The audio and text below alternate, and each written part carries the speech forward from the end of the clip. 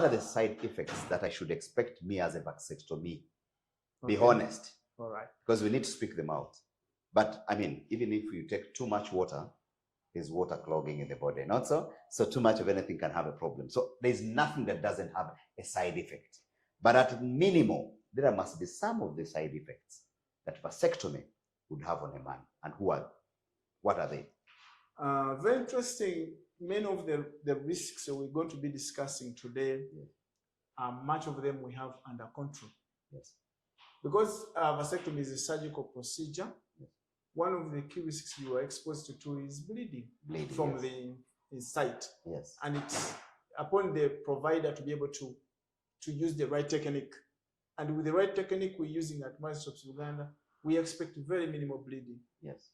However, you may have a risk of bleeding after the procedure, and we can guide you on how to avoid that risk. Yes. So that's one, and still we can mitigate that. The other would be infection at the site. Yes.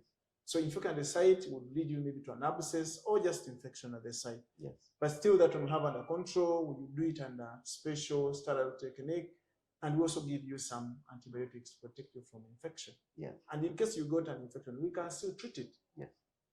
The other one would be probably forming a small swelling, what we call the sperm granuloma. Yes. That some of the sperm that is released from the cut end accumulates somewhere.